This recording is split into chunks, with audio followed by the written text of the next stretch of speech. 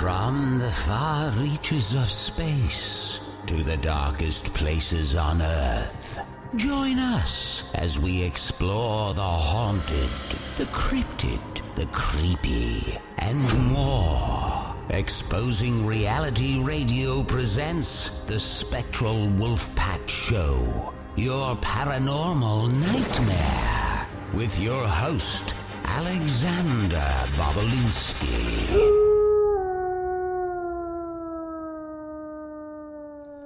What is up, Wolfpack? We are back with another podcast. It's going to be awesome. I've been excited for this one. Let's see, what has been going on around these parts lately? I know we didn't have a cast last week, and I apologize for that. And I haven't had too much come out on YouTube, but that's because we've been very busy with some behind-the-scenes stuff and some stuff I can't really announce just yet. But it's pretty exciting, and I know you guys will be super excited when I tell you everything that's going on lately. It's going to be awesome. I did get on a private investigation at this really cool farmhouse a couple days ago. We went out there. There's like this cave on the property, and all kinds of weird stuff going on there with even slight animal mutilations and things like that. So that was cool. But really, it's I've been gearing up for the Hellsbar Dam Christmas event on the 15th, and just staying busy. Also decorating the house for the holidays and everything, and still getting our house in order because we have a pretty big old house here that takes a lot of care. So I hope you guys understand that is why there hasn't been too much YouTube content yet. But let's jump right in tonight. Our guest Daniel Klaes has had a lifelong interest in the paranormal field. He was also raised in a haunted house. In 2012, he co-founded the Greater Western New York Paranormal Society, which was responsible for tackling some of the most challenging paranormal cases in the New York region. In June of 2015, Daniel realized his lifelong dream, the infamous Hinsdale house, a home site of mysterious paranormal insect infestation activity and historical structural exorcisms, which has been featured in different books and featured on national network television series, became available for purchase. Wasting no time, he made an offer that was accepted, and he became its proud owner. Daniel is also the host of Within These Walls on At the Haunted Space, which premiered in February 2018 on Nick Groff and Elizabeth Saint's Vidi Space. So let's bring him right on. Daniel, what's up, man? You got my cue? Oh, is that supposed to be at the end of the show? Yeah. I love it. I mean, I didn't want to forget for you. No, I wanted to make sure I got the howling. No, I appreciate it, and we can always get another one in because that was beautiful. Really, thank you. Hyped me up because we haven't had a cast in a week or two, and I was a little down about it, but now I know it's gonna be great. So, how have you been? Been busy, man. It doesn't seem like there's enough time in the day. And we were talking before you came on about the daylight crap and how it sucks the life out of you because you're 5 o'clock and it's dark out already. But yep. It just doesn't seem like there's enough time in the day to get everything accomplished that I'd like to get accomplished. But just plugging away, working on some YouTube stuff, working on filming and stuff at the Hinsdale house, bookings. We just had the premiere of Paranormal Lockdown last night for the other location that I represent, Wildwood Sanitarium. Nice. And it's been my phone's been blowing up and my email's been blowing up for bookings for that now, so it's pretty good. That's great, man. Yeah, I've been following your stuff, and I'm just impressed on everything that you've been doing, and like I said before we started, a lot of people have recommended that I get you on here, and a lot of people were commenting too, saying that 2 of their favorite paranormal people were going to be talking. So that's awesome. Yeah, I saw that too. It was only a matter of time before our worlds collided. Yeah, It's true. It's true. The laws of attraction and all that too, I guess. Because I had been watching your videos and I was like, I need to get him on the show. And then we just started talking, so worked out. Yeah, and then people pushed us, and here we are. Yeah. So I wanted to ask about the people got what they wanted. Yeah, the people deserve it. It's all about the people. It is. They do deserve it. It's all about the people, and we do have. I know you know Michelle Timmons. She's in the chat tonight, and a lot She's of other one of my favorites. Oh yeah, she's awesome. I wanted to ask you about. So you've had a lifelong interest, like since you were a kid, and you said that, or it says on your bio, you were raised in a haunted house. So tell us a little bit about that. Yeah, so this house that I grew up in, weird things would happen. Things would move. My sister always kept like her stuffed animals real neat on her bed. And we would all leave and come home, and they'd be in the middle of the floor. You always hear creaks, like sounds of something walking around you or walking by you. Mm-hmm. One time we had left, and my parents had gone camping, and in lieu of going camping, I decided to stay with my best friend that lived 2 doors down.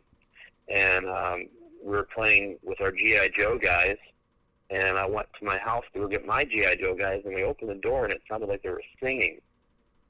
Coming from the upstairs, and when we ran upstairs to see who was in our house, there was nobody up there, and the stuffed animals again were sitting in the middle of the floor. Wow. One other occasion, we came home, and we had the 9-foot vault ceilings, and there was crayon drawings on the ceiling, and crayon sitting in the middle of the floor. So wow. Weird stuff like that would happen that always got kind of fluffed to the side from my parents as pranks, or the house cracking or creaking or settling in or whatever, and never tried to get us too scared about anything. But I knew something was up, but I didn't know what. So later in life I explored that. I actually bought that house from my parents.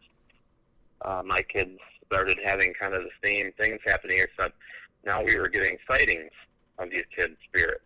My kids were seeing the kid, a little girl and a little boy. When I was 18, I went to a psychic community, and I didn't really believe in psychics. I didn't really, there wasn't too much that I really believed in that, but it was called Lilydale in New York, and I remember my friend coaxing me into going, and I said, all right, well, book me a good psychic then, And her name was Ellen Bourne. She was the president of the Lilydale Assembly. And when I went in for my meeting with her, before I even sat down at her table, she goes, you have 2 children's spirits living in your house, and they're attached to something in the house. Man. From their original. So when I bought the house, I started doing, research on it, I wanted to find out who these kids were. And I ended up going into the library and finding the microfiche, because now I had the deed. And I found on microfiche that there were 2 young kids that died of cystic fibrosis in my house. Wow. That's insane. Yeah. I ended up finding what they were attached to, too. It was like a search, and I had kind of given up. But then I remembered there was an attic that I had never been in.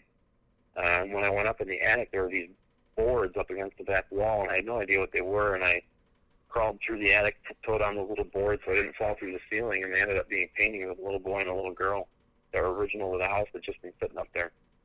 Wow. So. That's amazing. It was like my first Scooby-Doo episode, Yeah, lifelong Scooby-Doo episode that, we figured it out, figured out what they were attached to, and, I think that helped them to move on. And, I ended up, I still have those paintings, and it was kind of the start for me to figure out what happens when you die. I've been going ever since. Yeah, I love when paranormal cases kind of work out like that. My friend Kim, she was doing this voodoo house case, and it just kept unfolding like that, more and more, all these connections and stuff coming out. It's crazy when it gets that deep and everything. It's awesome. Yeah. So after living there and everything, and then you started your team after that. What kind of cases did you guys handle in the New York region? We started off really big. We thought, we watched ghost hunters, and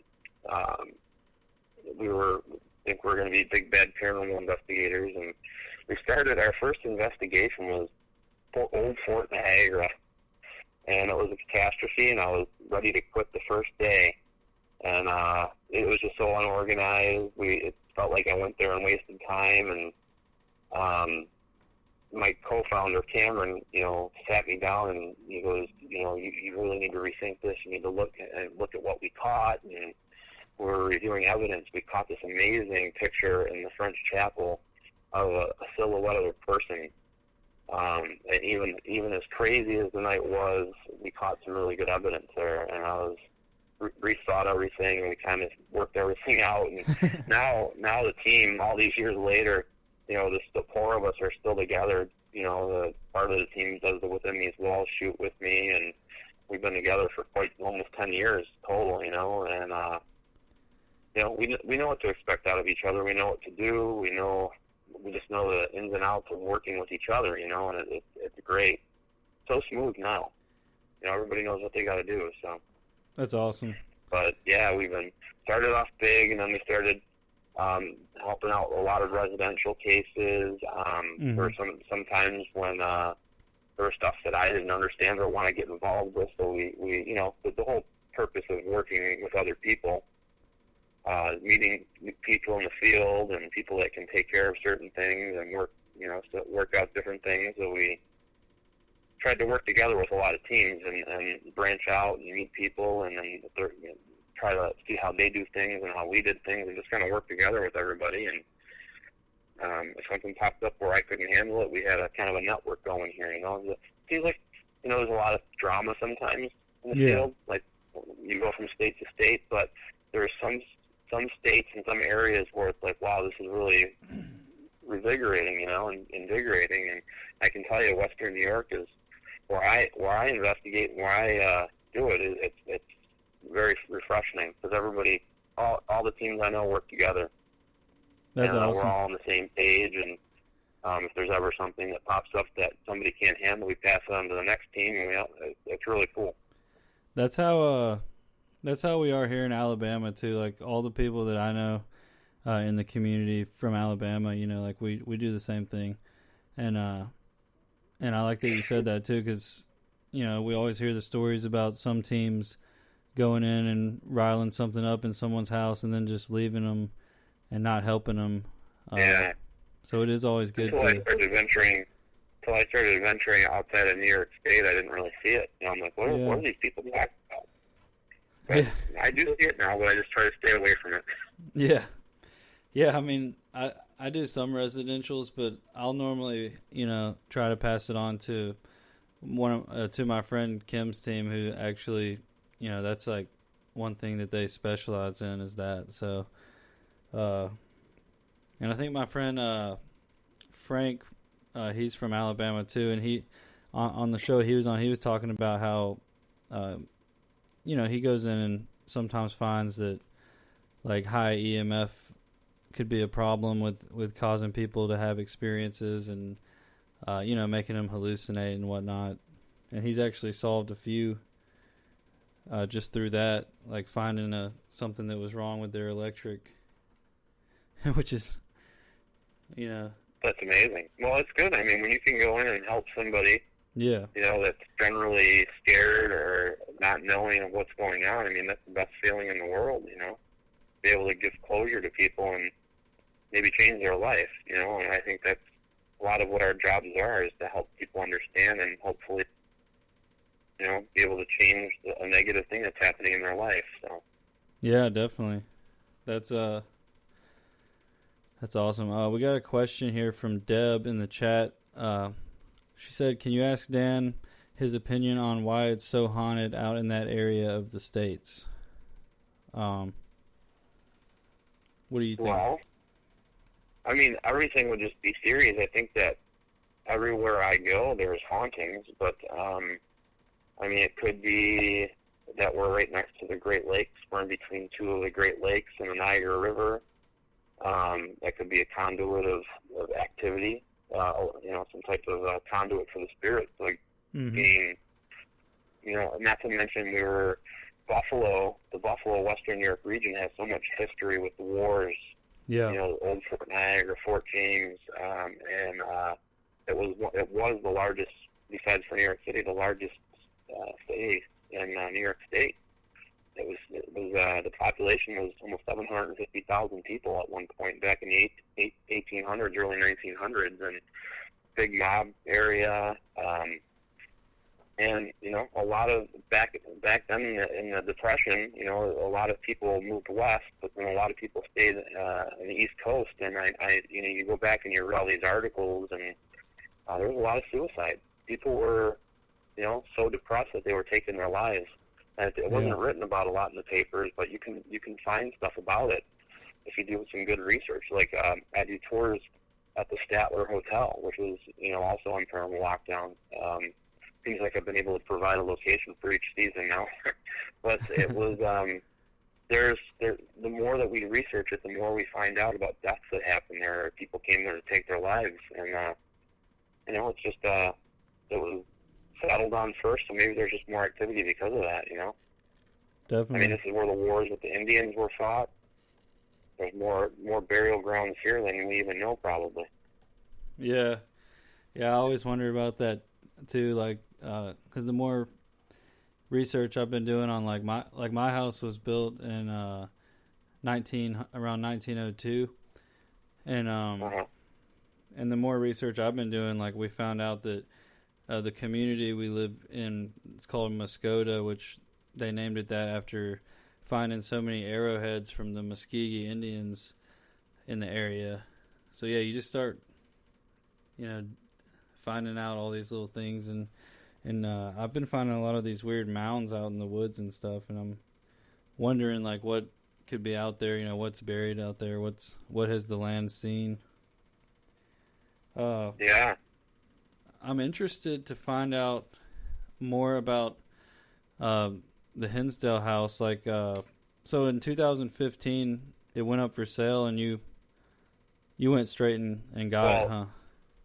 The property was going to go up for sale because they were going to knock the house down. Wow. They had ripped all the electrical and all the ductwork out of the house.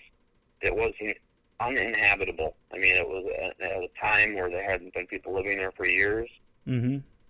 Just some of the big things. Let me just put a little tag on some of the big things.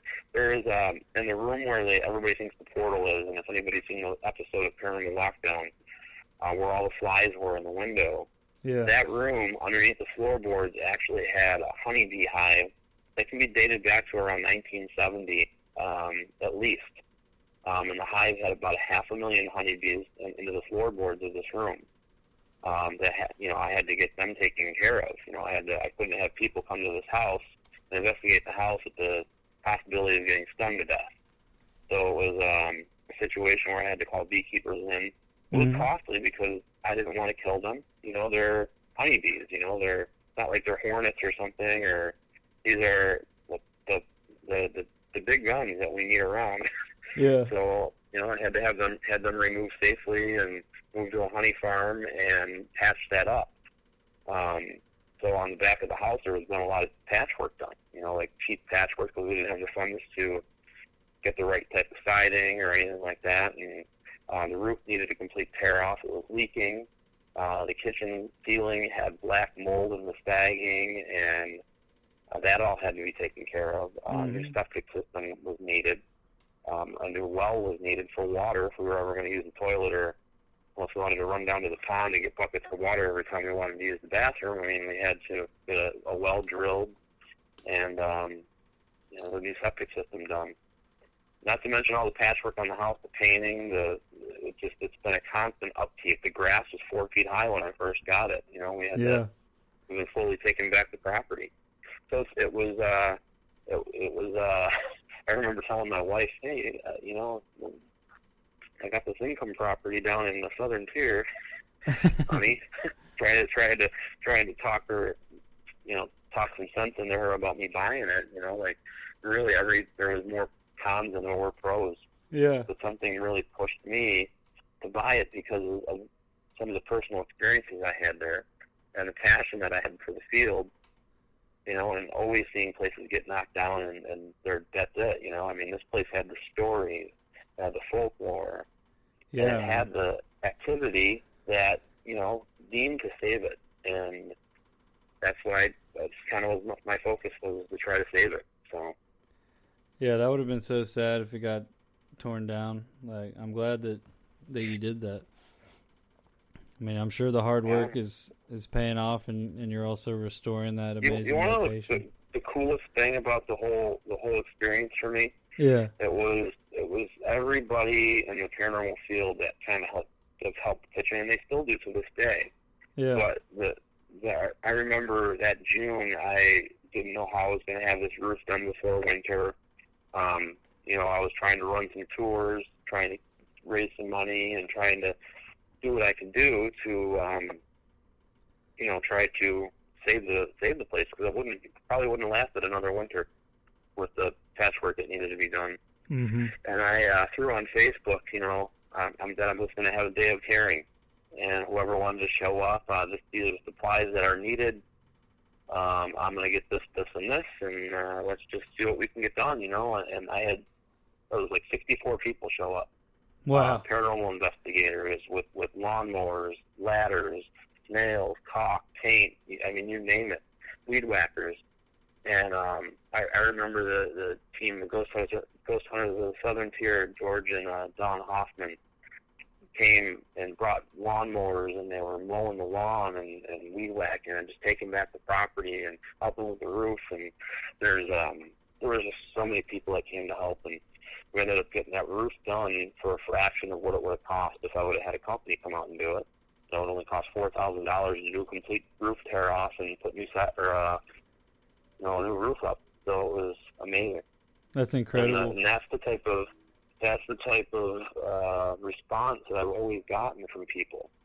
And I don't know if it's a matter of, you know, I don't want to be selfish with the place.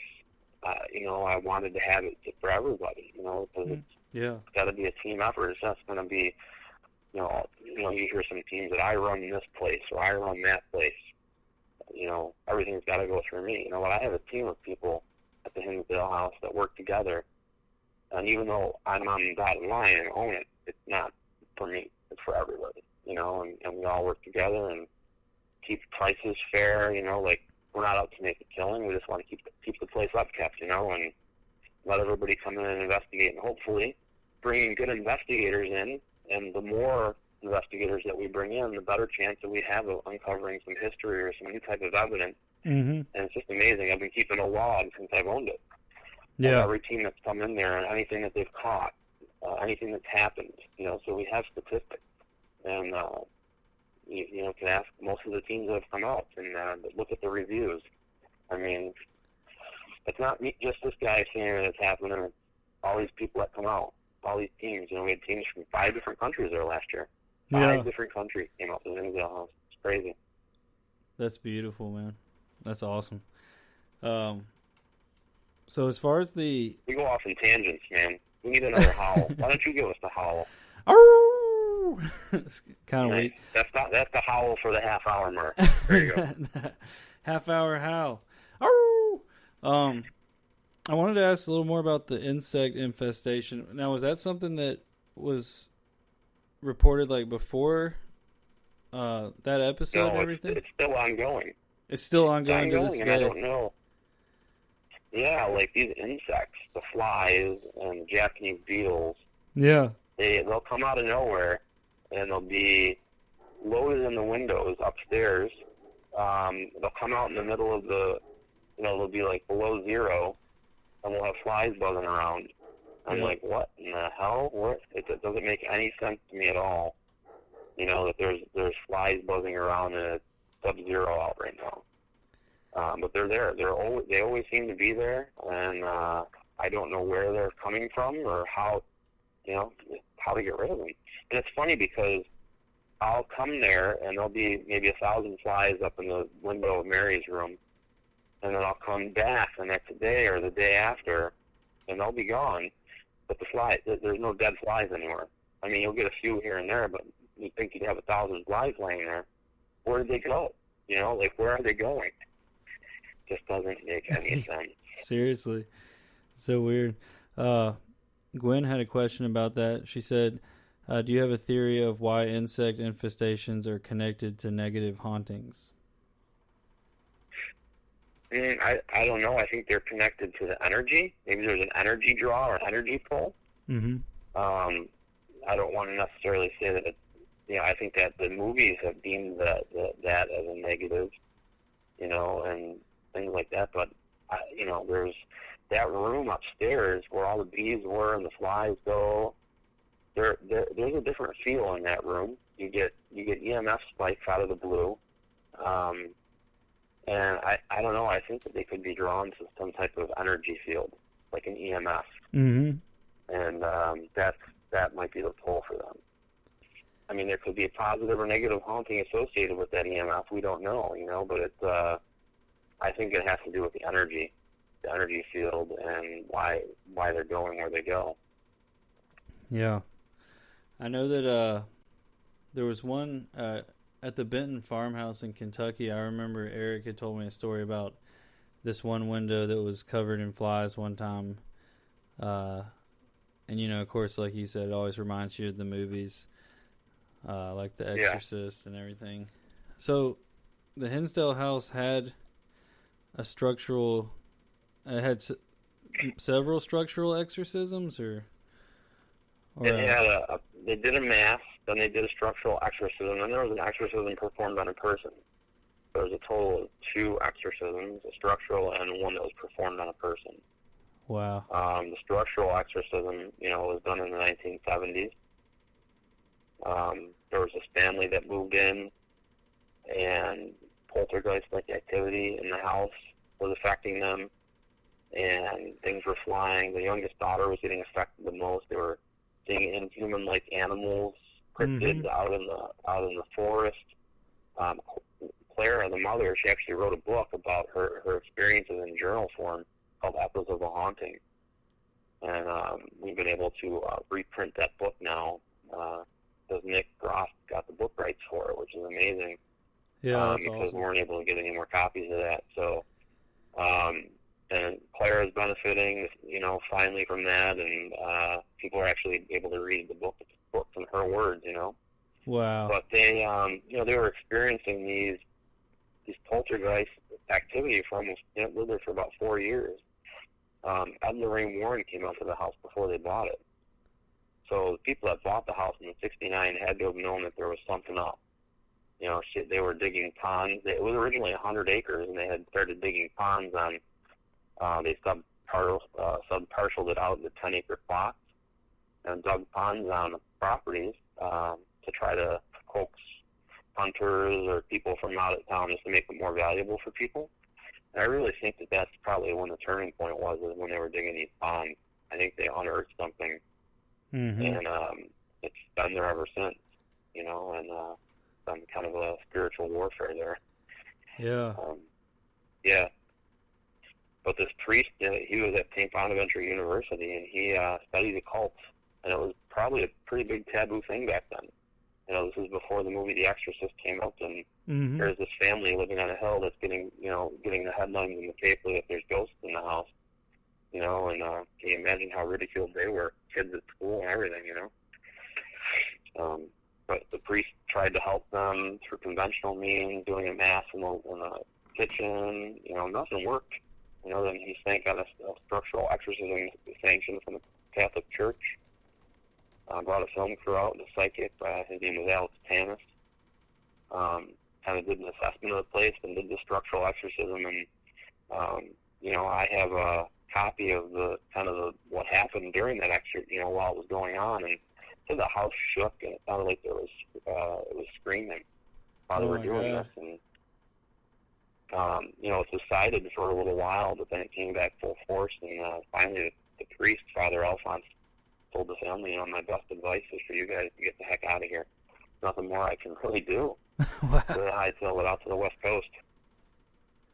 Wow. And then, you know, it was the house was a land contract, so there was the deed of the house was never switching hands. People were running it, you know, hoping to pay it off, but nobody ever stayed long enough to buy the house.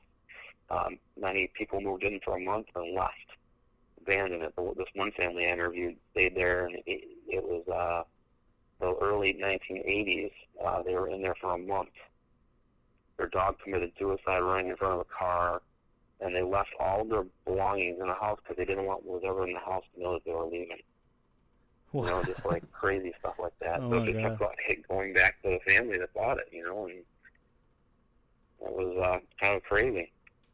Since you have bought it, have you had anything that you felt was negatively related to owning the house or anything?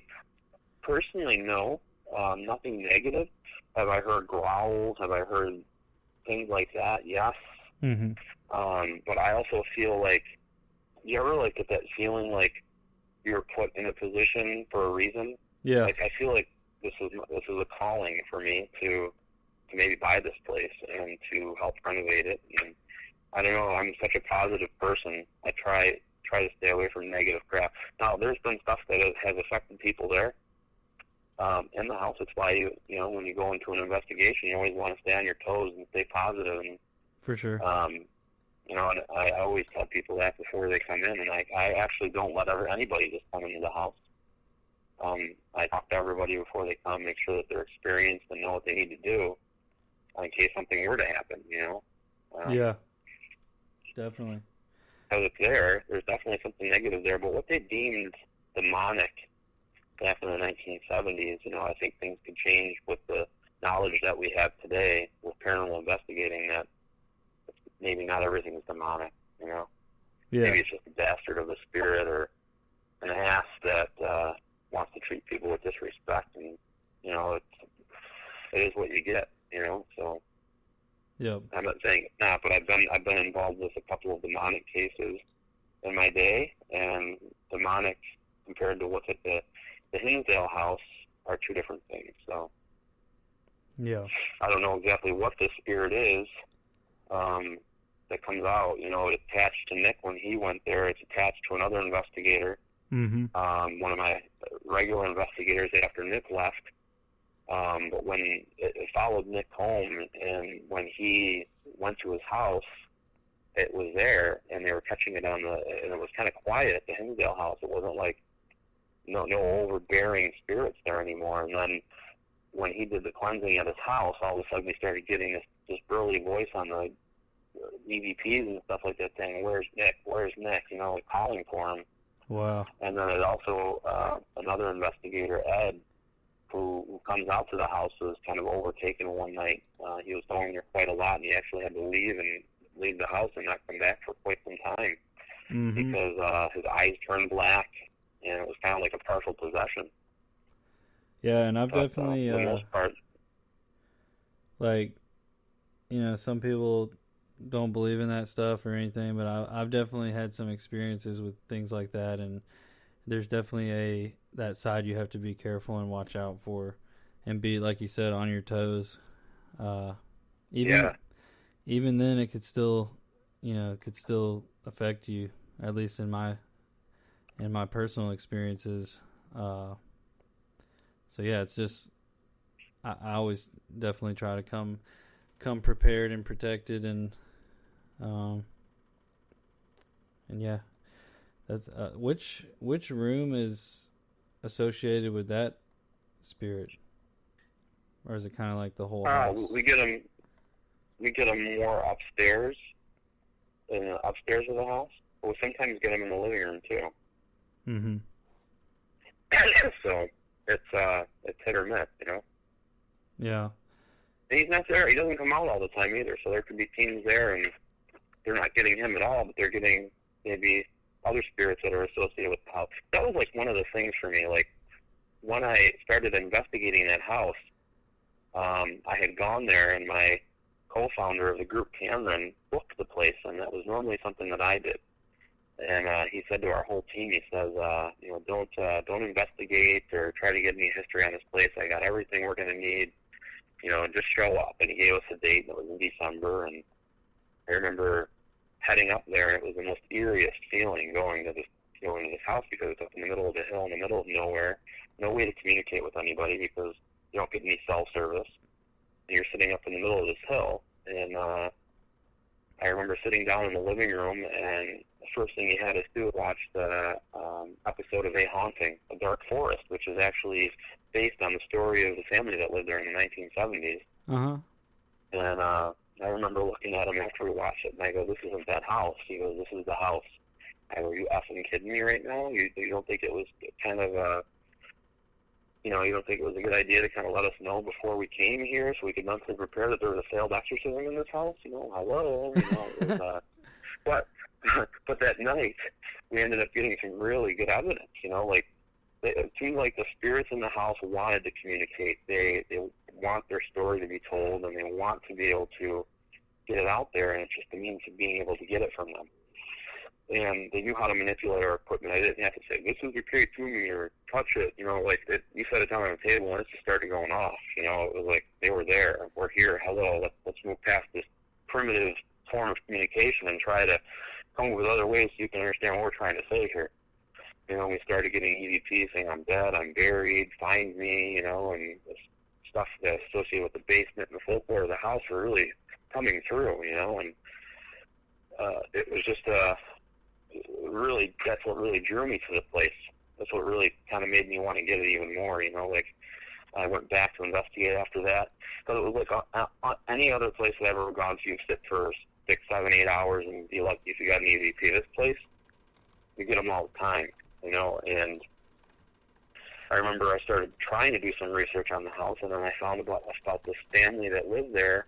The last family that lived there was the Misnick family, and they had both died a few months apart from each other. They were old, and I was in the kitchen, and we were filming for our show with Behind the Shadows at the time. It was everybody was talking about the exorcism this, exorcism that, and I had called out for Flo Misnick, and they're like, "Who's Flo Misnick?" I'm like, "She's living in this house." And my theory was, why would it just be this family? Why couldn't it be the other family that lived here?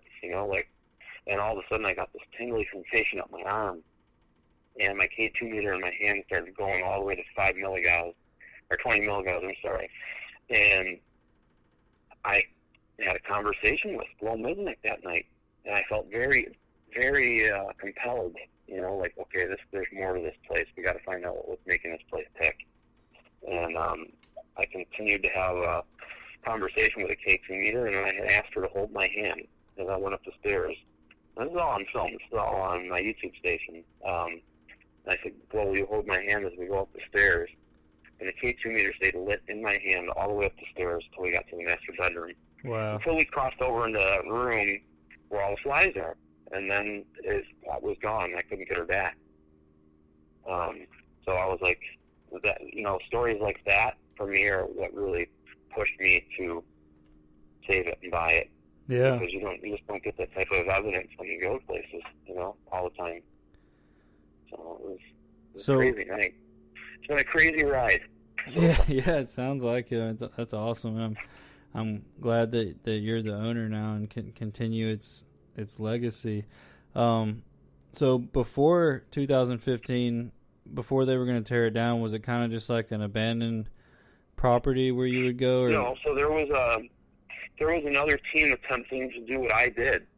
A group from Buffalo. They're great people. Great, we work with them. They were helping out and volunteering at the house and doing what they could do. There was a gentleman out of Calgary, Alberta, that actually purchased the house, and it was just hard for him to manage from afar. Mm-hmm. Like if they needed him to sign something, he wasn't there. If they needed money transferred to this to try to fix this, they couldn't do it because it was a business. It was a board, and it was a board of people that were trying to run the place, and without the leader there, without the head honcho there, it was hard.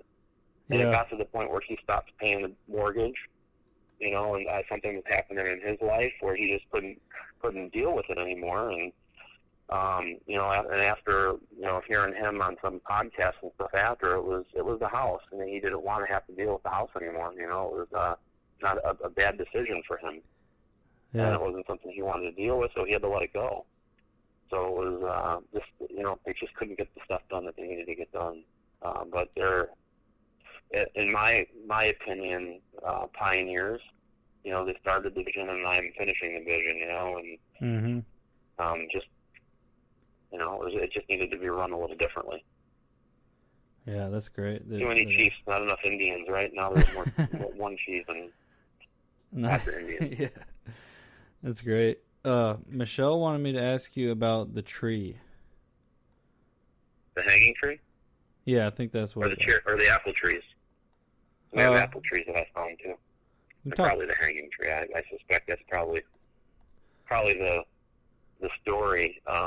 It's a folklore story about the house, but there's stories that get passed on from generation to generation. Always have a little bit of truth to them, but there's no way of proving this except for the fact that we know that the town of Hinsdale had a hanging tree on the property, and it was hit by. It's on the northeast corner of the property, off the main road. And in 2003, this tree was actually struck by lightning. And supposedly it was a clear day, and this bolt of lightning came out of nowhere. That's how the story is told, folklore. But I'm sure there was lightning clouds or something that would have caused a lightning bolt to come down and hit a tree and knocked it over into the ditch. There are pieces of the tree still there in the ditch. Nick and Katrina came, and when we take groups down there, we actually get EMF spikes from the wood, and we get EVPs down there as well. There's a folklore story of a young girl that was supposedly hung and murdered for her wrongdoings that didn't really do anything wrong. She supposedly committed adultery and was pregnant and was hung on this tree, and now her spirit roams the property. And we get a lot of sorrow out by the pond, and a lot of people have this woman in white up on the front of the house, not by the pond. And a lot of people associate this spirit with this young girl that was hung that was pregnant. Now, we don't know for sure, but that's the folklore of the whole. That's the way the story's told, and we have to try to find evidence through paranormal means by investigating to try to put any type of truth to that. But it's one person's theory against the next, so yeah, you just don't know. But it's those types of stories associated with the house and property that make it what it is, Definitely. Yeah, I love. I mean, there are truths, there are true deaths that have happened on the property that we can say, okay, look, if there's a newspaper article, there's a grave, this is what happened, and then there's the stories too. So yeah, and I love those kind of stories too. Like it always, adds to it. Yeah, definitely. Like the one, like at Hales Bar Dam, they have the story about people being mixed in with the concrete because they fell in. But there's no proof of that. But it's one of the stories. And Gwen wanted to know: is that the tree that couldn't be destroyed until it got hit by lightning? Is that what they said? Or yes. Yeah. It bellowed over the roadway. Crews were afraid to trim it. Crews were afraid to come down the road even from the town of Hinsdale. According to an interview that was done in the 1980s with a historian with the town crew, they were frightened of the house and frightened of that tree. The only thing that took it down was the lightning. Yeah, that's wild. Yeah. So, you said that there was. I heard you mention Mary's room. What's the story? What's the story behind Mary's room? Well, we named it Mary's room after the daughter that actually lived in the house. That was from the exorcism family that lived there. The story was in reading the book from Clara, is that they actually boarded this room up because they felt like that's where all this activity was coming from. So they didn't even actually let anybody sleep in that room. A lot of the psychics and teams that have come in have said that there's a portal in this room.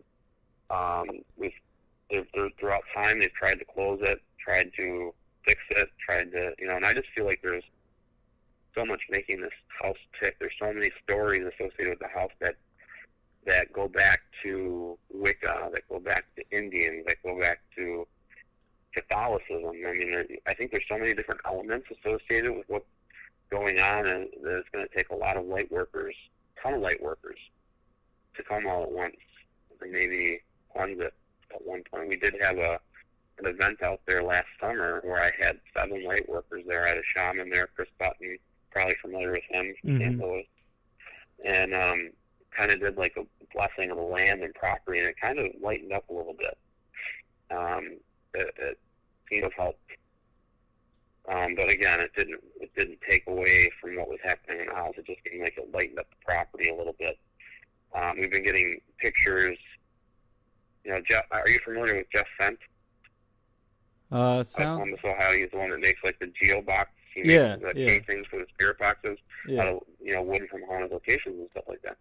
He had come up to the house and did some experimental pictures in the forest with different light spectrums. And he caught this picture of this creature that we have no idea what it is. It doesn't make any logical sense of any creature that would be indigenous to this area, let alone the world. Wow. And Chris Sutton says it's a puckwudgie. Mm-hmm. And they're indigenous to the Northeast, and they're generally around Indian burial grounds and protecting Indian land. Wow. And we've since caught pictures of it 3 times. That's amazing. But so there's these cryptids up here that are actually letting us get pictures of them now. And then it's funny because reading Claire's book from back in the 1970s, she talked about these inhuman creatures. Mm-hmm. And I'm wondering if that's what she saw back then. I'm wondering if that's what she had seen, and that's the same thing happening now. Man, is that picture? What were you gonna say? No, I just said that's. I'm just wondering. Yeah, I was gonna say, is that picture online or anything? I'd love to see that. Yeah, if you go to the Hinsdale House Restoration Project Facebook page, the pictures right on there. It's in red light. You use red light spectrum. Yeah, because I'm big into cryptids and the Fae and everything, and had actually just seen something about the puckwudgies the other day. So that's it. Yeah. Well, there's been Bigfoot castings out our way too. I mean, there's Mason stones that have been found out in the forest, and a local historian, Mike Rumbacher, actually showed me a casting that he got of this Bigfoot. We've had Center for Cryptozoology out there. We've done some events out that have to do with that too. All paranormal, UFOs and cryptids, and you said it's interesting when you combine them together. And you said you're close to. Are you close to Lake Champlain or? No. Which No, our closest is Lake Erie and Lake Ontario. Oh, Lake Erie. Not we were up. Too big. I was up at Madison Seminary a couple weeks ago, up near Lake. I guess it would be the other side of Lake Erie, or I'm no geologist or anything. I don't know. Yeah, my friend Steve said he's been to Hinsdale House from South Glen Falls Paranormal. Mhm. Yeah. It's definitely on my list. I got to get up there, and come meet you in person and investigate the house. Would be awesome. Yeah. But well, we got the new location too that we're renovating to now. It's about 35 minutes down the road, and it's an old sanitarium that's pretty haunted. If anybody saw Paranormal Lockdown last night, it was the second episode, and Nick and Katrina spent 72 hours there and got some really good evidence while they were there. And which location is this? It's called Wildwood Sanitarium. Nice.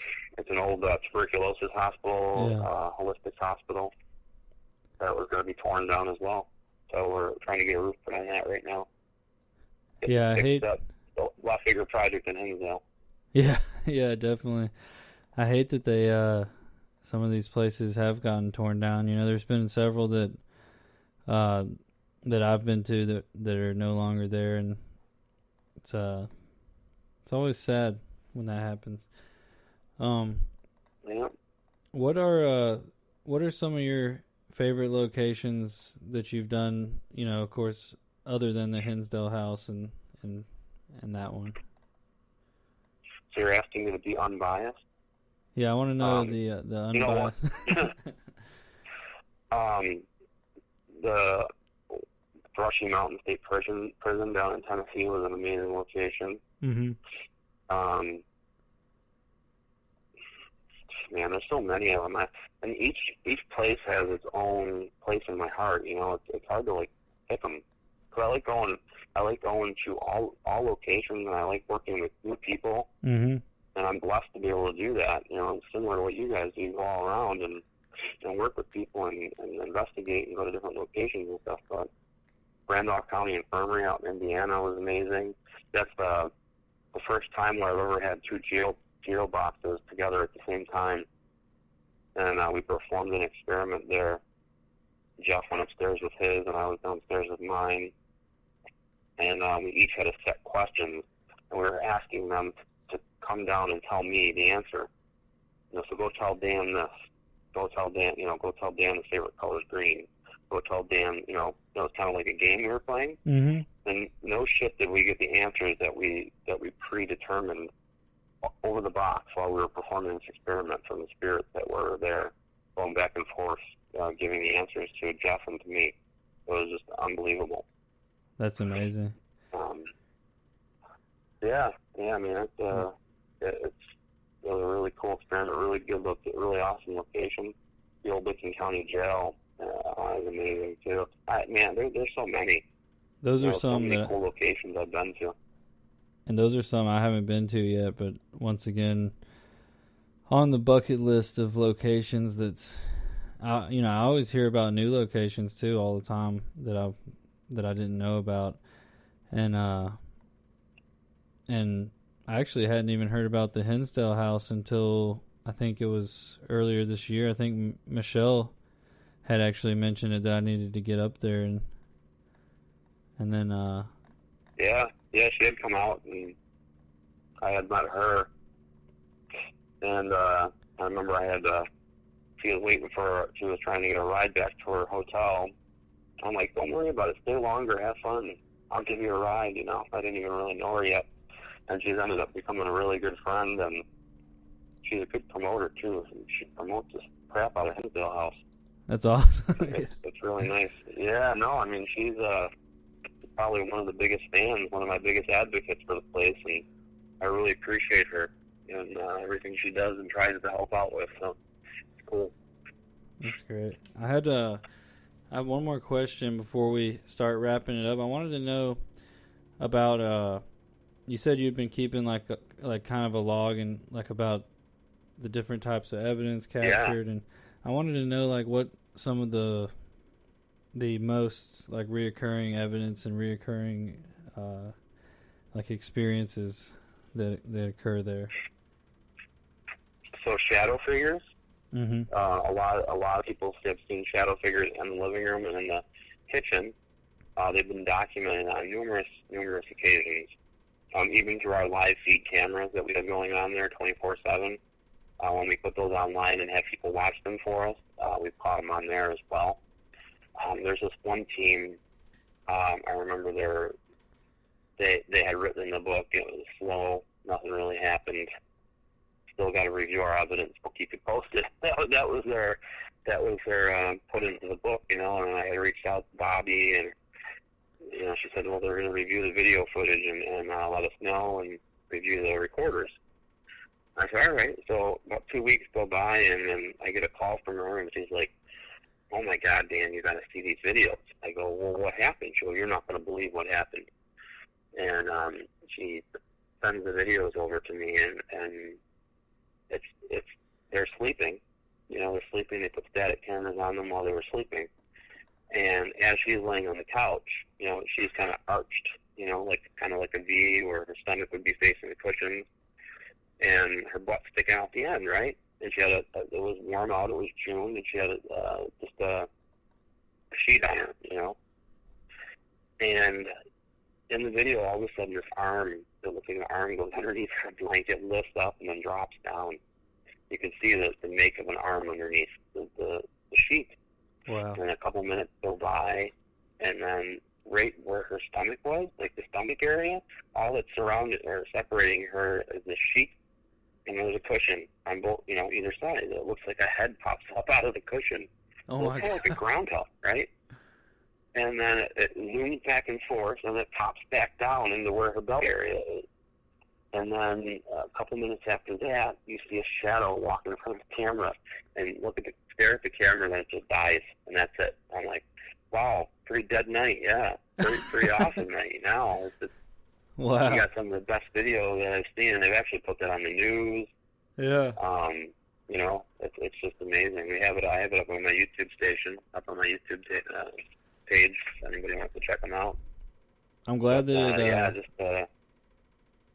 I'm glad it got caught in that when the camera died, it didn't like corrupt the files or anything, because like. Oh, I know. Thank God.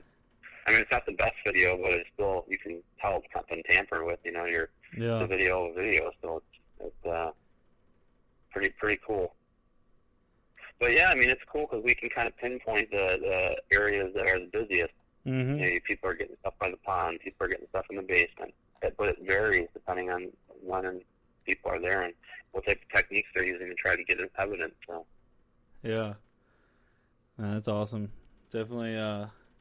Well, I'm gonna be doing another book on it. I'm gonna be using some of the data that we've collected and put that in the book, because I want the book to be about what everybody else has experienced, not just me. It's not about me. It's about, here's 100 voices saying that this happened. You can believe it or you don't have to believe it, Definitely. That's awesome, man. Gwen wanted to know, what are some ways that we can support the Hinsdale house? Well, I mean, if you're from afar, I do have a Patreon page set up that helps with the upkeep of the house and just keeping the cameras running that are there, because it's all satellite-based internet service. So to be able to document and have like phone service and stuff up there, we have to have it through the satellite. That's really costly for the bandwidth that we need to keep those cameras running. So there's a Patreon page, Hinsdale House Museum. If you go to Patreon, you can do a monthly donation from $1 to whatever you can afford, and keep updated on the progress of the house. If you're close, come there and investigate. Come on a tour. Like whatever your little heart desires, we offer it. So I mean, it's there's something for everybody, from the modest investigator to the up to your knees in muck investigator, and we have everything there. So. We are going to be building a museum on the property, too, because we've been acquiring items from the original house, poltergeist items. We've had a lot of documentation that we've uncovered from the colleges and letters written back and forth. A lot of evidence that has been captured, and want to actually make that into a museum and a base camp for teams to stay at. They can stay in the house, but we want to also have an area where teams can go to not contaminate evidence when teams are investigating there. So it'll kind of be like a base camp with some beds and bunk beds, and it'll be hardwired to the house, so it'll be closed circuit television cameras so people can watch what's going on there. That's incredible, man. All the other members are investigating. Yeah, it's going to be cool. I'm making all my dreams come true with that, because that's something I dream about as a paranormal investigator, is having that base camp, where you can chill, and then everybody will have access to it when they come to investigate there. So beautiful. I can't wait to see that all happen. And then I put the link to your website, danielklaes.com. Yeah, I mean, all the links for everything, if you go to danielklaes.com, the Patreon links there, my YouTube, Twitter, Facebook, whatever type of social media that you like, all the links are on there. You can keep track of any events I'm going to be at, because I go all around the country and talk about the house and to events everywhere. So, hit me up if I'm going to be in your area, and say hello. Awesome, man. Well, thanks so much for taking the time. I know you're very busy, and I appreciate you coming on and telling us about Hinsdale House and everything else we talked about, man. It was awesome. Yeah, thanks for having me. I really appreciate it. I'm a fan of your guys, and hopefully we'll have you out to the house soon. Oh yeah, maybe summer or something. We're gonna make it happen, and yeah, I look forward to that day too. Cool. All right, man. Well, have a great night, and yeah, we'll talk again soon, and I'll get my all right. make my way up to Hinsdale House, and I can't wait to see it and see We'll it in do some person. YouTube episodes. Oh yeah, definitely. Awesome, man. Word. Peace out. Ah! Thank you. I forgot. Thank you. You're welcome. All right, bye, man. All right, have a good one. Peace. All right, peace. So that was Daniel Klaes, everyone. Thank you for the howl. What an awesome guy and an awesome location. Huge shout out to M City Angel and Michelle for telling me about Daniel and the Hinsdale House. And man, I want to get up there definitely. I mean, just that whole history about it, just insanity. But I'm looking forward to that in the future. I also my dad's side of the family is from New York, so I haven't been up there in a few. It's been about 10 years, maybe more. So I need to get up there. Actually, I take that back. I hiked through on the Appalachian Trail. I always forget that New York is a part of the Appalachian Trail, and New Jersey. So I did hike through certain parts. I wonder how far I was from Hinsdale House then. So a couple of announcements that I forgot to make earlier would be in June at the Virginia Bigfoot Conference. I am going to be one of the speakers there. It's going to be awesome. This last year was one of my favorites that I went to, and this year Daniel asked me to speak, and I'm super excited and honored to do that. And then there should be some other events. That's a while away now, but we're promoting it now, and we're going to go ahead and start. I think he has the early bird tickets up and everything. And he had some great speakers last year, including Ron Moorhead, which was just awesome. So yeah, guys, definitely head over to the Hinsdale House Restoration Project page. Smash the like on that. And if you just search for Daniel Klaes, you can find all kinds of stuff on our guest tonight. I put his website link in the description. Definitely go check that out. And there's lots on his YouTube channel as well, if you want to find out more about the Hinsdale House and everything. Huge thanks to him for coming on tonight and telling us all about it and everything. And yeah, I hope everyone has a wonderful rest of the week. Be on the lookout. I'm going to try to get some live streams in soon, and also some big announcements coming. All kinds of stuff in the works, as always. And a few videos as well that I'm working on that are pretty interesting, I got to say, especially the one on Lee. I don't know if anyone remembers Lee, but it was a possible spirit that Brittany had picked up on and was sort of channeling during a Ouija session earlier this year in February, and some stuff has come up with him recently, and I've been trying to compile some evidence about Lee, and it's turning out to be a pretty interesting video. So that, of course, I'm working on the Little People of the South video still, which has all kinds of stuff about the Fae and sightings of the Fae in Alabama and some surrounding areas. So lots of stuff on the way.